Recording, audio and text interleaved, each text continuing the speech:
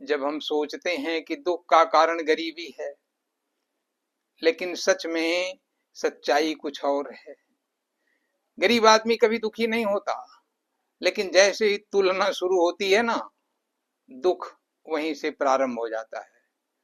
दो दोस्त चले जा रहे हैं, एक कार में बैठा है, एक पैदल है। जब दोनों एक दूसरे को देखते हैं तो दोनों अपनी तुलना करने लगते हैं, और वहीं पर उनके अंदर तुलना का दुख, कंपैरिजन का दुख प्रारंभ हो जाता है। समाज इसलिए नहीं टूट रहा क्योंकि हमारे यहाँ संसाधन कम हैं, हम गरीब हैं, बल्कि हम इसलिए टूटते हैं क्योंकि हमने अपने मन को तुलना का दास बना लिया है। कोई हमसे आगे निकल गया, दुख प्रारंभ हो गया। कोई हमसे ज्यादा कमा रहा, दुख प्रारंभ हो गया।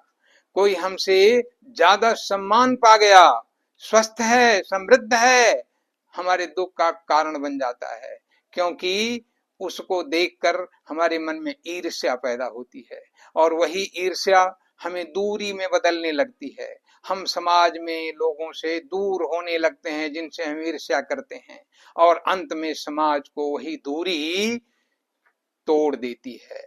आप भी कभी न कभी इस जाल में फंसे होंगे। एक राजा बड़ा बीमार था, और वह he peacefully snored in night, he ate and drank with eagerness. कविता है कि वह बहुत अच्छी तरीके से खाता था, पीता था, खूब खर्राटे लेकर के रात को सोता था, लेकिन लोगों से अपने कहा कि मैं बीमार हूं, और अनेक प्रकार के डॉक्टर उसको देखने के लिए आते हैं, और हर डॉक्टर जब उसको कह देता है कि आप तो परफेक्टली वेल, तो राजा कहता था कि हैंग हिम विदाउट फेल। जो कह देता था कि ये वेल है, कहता था राजा कि इसको बिना किसी सोचे समझे सूली पर लटका दो। अंत में एक डॉक्टर आया, उसने देखा और कहा कि महाराज, the king will be good if he sleeps one night in the shirt of a happy man. बताता है कि एक प्रसन्न आदमी की शर्ट पहन करके राजा अगर दिन भर सो जाए तो वह तुरंत सुखी हो जाएगा, इसका सारा रोग दूर हो जाएगा। अब प्रसन्न आदमी खोजा जाने लगा, और आपको आश्चर्य होगा कि वह प्रसन्न आदमी एक सिंपल वस्त्र में था, हल जोत रहा था, गाना गा रहा था, मस्त था, क्योंकि वह कभी तुलना के दुख में नहीं गया था। वह जानता था कि मैं अपने आप में सुखी हूं। और जब वहां मैसेंजर गए, राजा के दूत गए, और सब जगह से खोजते खोजते प्रसन्न आदमी को जब कहीं प्रसन्न आदमी नहीं पाए, तो उन्होंने जब उस राजा के उस क्षेत्र में उस हलवाहे के पास गए तो कहे, क्या भैया आप प्रसन्न हो? तो कहा, बड़ी बड़ी अजब सी बात है, मुझे कभी दुखी होने का समय नहीं मिला, तो हम दुखी क्यों रहेंगे भैया? तो कहा कि आपसे एक करबद्ध प्रार्थना है। मैसेंजरों ने कहा कि आप अपना शर्ट रात भर के लिए दे दो, राजा साहब बीमार हैं, वो उसको पहन के सोएंगे, डॉक्टर ने बताया है कि वो ठीक हो जाएंगे। 100 मुहर दे रहे थे सब। तो फिर वो हंसा और कहा कि भैया 100 मुहर की बात छोड़ दीजिए, मेरे पास शर्ट रहती तो मैं तो फ्री में दे देता। कहने का मतलब है कि वह बिना शर्ट वाला होते हुए भी सुखी था, और हजारों कुर्ते पहन करके भी राजा दुखी था। तो दुख का कारण, क्योंकि राजा अपने से अन्य राजाओं को देखता होगा कि उनके पास ये है वो है, और इसलिए वो दुखी रहता होगा। लेकिन तो आज हम समाज के इन्हीं विविध संरचनाओं की ओर आपसे चर्चा करने जा रहे हैं व्यास काशी से। आइए हम सब अपने उन्हीं संज्ञान की बातों को देखें और समझें कि वाकई गौतम बुद्ध जी के समय से ही चला आ रहा है कि दुख का कारण है, उसका निवारण है, और ऐसे दुखों के कारणों को कुछ हम लोग भी आज इस जमाने में समझने का प्रयास करें। आइए, आज का समाज क्या सच में विकसित हो रहा है या केवल चमक दमक में अपनी आत्मा खोता जा रहा है? हम कहते हैं हम आगे बढ़ गए हैं, लेकिन एक प्रश्न है कि क्या हम सच में आगे बढ़े हैं या सिर्फ बदल गए हैं? समाज का जो विभाजन है वह आज एक नए ढंग से हो गया है।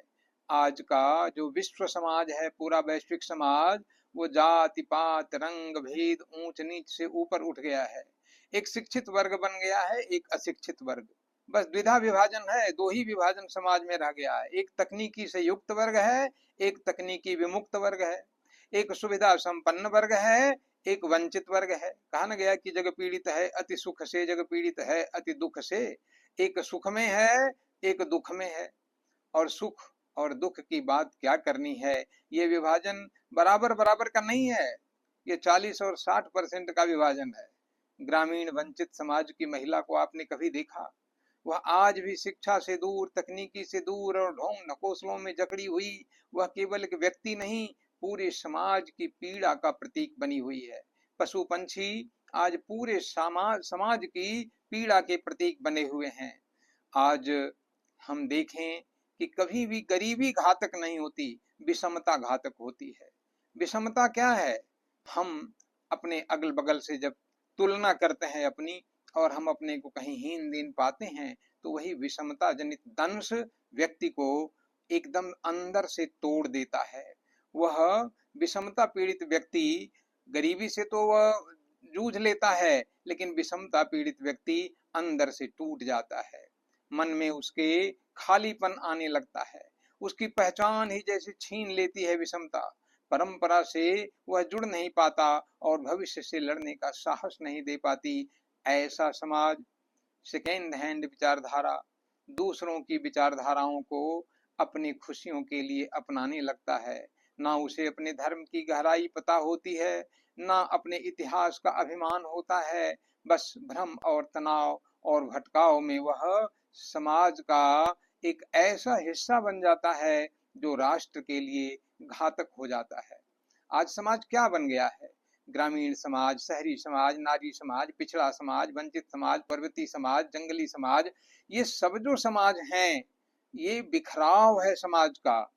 वहां पर आप देखेंगे ना कि सबकी वेशभूषा वहां बदली हुई है, खान पान बदल गया है, रहन सहन बदल गया है। हम इसे सभ्यता कह देते हैं, लेकिन हमें याद रखना होगा कि संस्कृति कपड़ों में नहीं, संस्कृति अंतरंग चेतना में निवास करती है। और जब अंतरंग खाली हो जाता है, तब क्या होता है कि व्यक्ति अवसाद में चला जाता है। समाज का वही टुकड़ा जो विषमता से पीड़ित हो करके अंतरंग से खाली हो गया, वह अवसाद, निराशा, कुंठा में या रागत द्वेष में लग जाता है, या विखंडन की ओर भागने लगता है। समाज फिर क्या बनता है? एक भीड़ बन करके वह रह जाता है। खतरनाक समाज की पहचान हम ऐसे भी समझ सकते हैं कि वह समाज उल्लुओं की तरह प्रकाश से ही घबराने लगता है, भेड़िए की तरह हर जगह आक्रामक हो जाता है, यहाँ तक कि कुत्तों की तरह अपने ही वर्ग से लड़ बैठता है, और गिद्ध की तरह ऊंचाई पा जाने के बाद भी सड़े गले मांस में जैसे गिद्ध अपना दृष्टि लगाए रहता है, वैसे ऊंचाई पर बैठ जाने के बाद भी वह तुच्छता और स्वार्थ में लग करके समाज के को पतनोन्मुख कर देता है। इसीलिए उद्देश्यहीन होकर वह विनाश की ओर बढ़ने लगता है समाज का टुकड़ा। और विनाश की ओर न जाने देना ही हमारे जितने भी बुद्धिजीवी वर्ग हैं, जितने भी सेवक हैं, जितने भी राष्ट्र के शुभ चिंतक हैं, उनका यही प्रथम कर्तव्य रहा कि हमारा समाज का कोई भी टुकड़ा राष्ट्र की विचारधारा से, राष्ट्र के हाशिए से अलग न हो। चैतन्य समाज की, सह अस्तित्व वाले समाज की रचना करने के लिए ही हमारे सारे ऋषियों की मेधा, मुनियों की मेधा, साधु संतों की मेधा, विद्वत जनों की मेधा आज तक काम करती रही। हम देखें कि सिर्फ विकास नहीं, उसमें शिष्टता भी हो, अनुग्रह भी हो, प्रेम भी हो, सेवा भी हो, और आत्मानंद की अनुभूति भी हो, अपने में मस्त रहने का भाव भी हो। पैसे से मनुष्य को कभी पूर्ण नहीं बनाया जा सकता।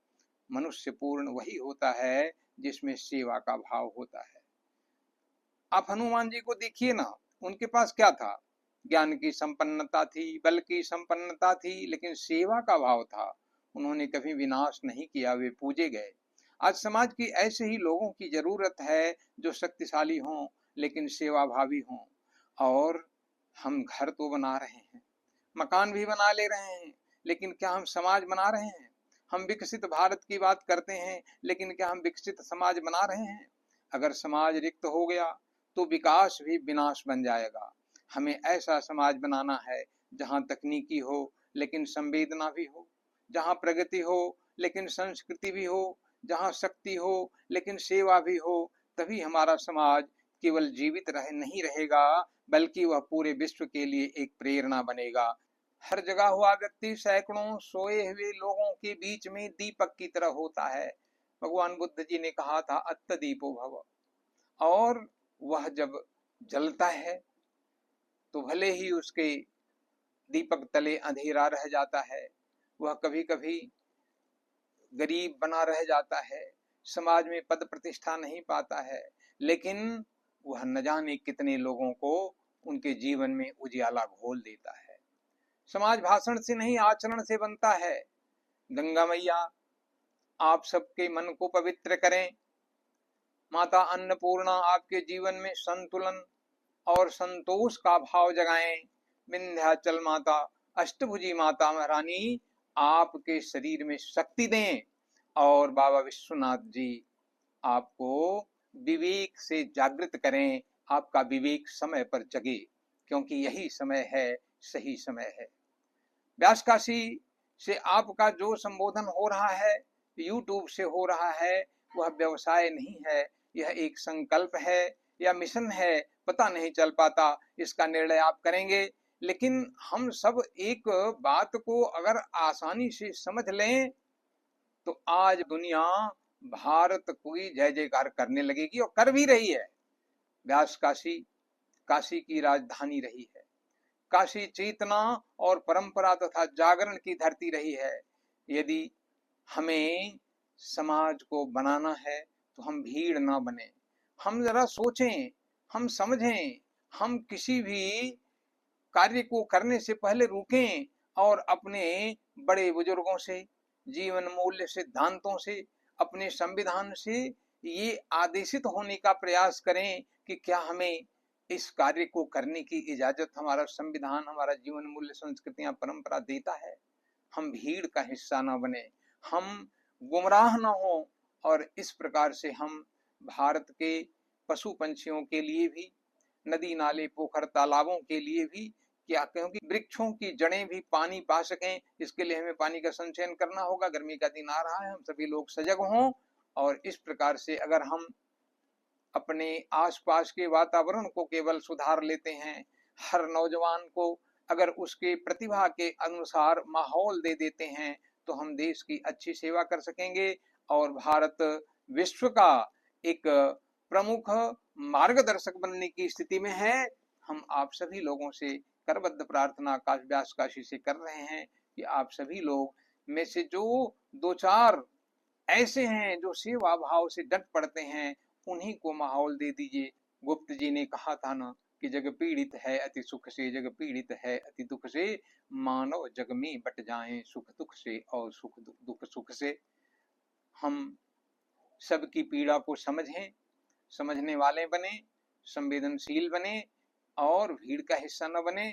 अगर ऐसा हम करते हैं तो हम हनुमान जी के चरणों की धूल कहलाने के पात्र बन सकते हैं, कहलाने के लायक बन सकते हैं। हमारी योग्यता यही होनी चाहिए कि एक महान बलशाली, महान विवेकशाली, पुरुषार्थ से भरा हुआ हनुमान जी का व्यक्तित्व सेवा भाव से उनको पूज्य बना दिया था। हम उनके चरणों की धूल बने।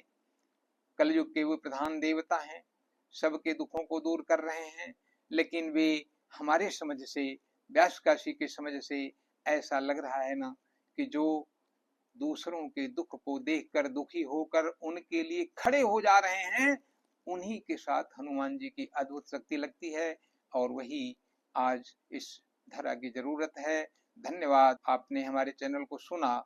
हम आपकी भूरिशः प्रशंसा करते हैं, और बाबा विश्वनाथ जी का विवेक आपको जगाए, उनका प्रसाद आपको मिले।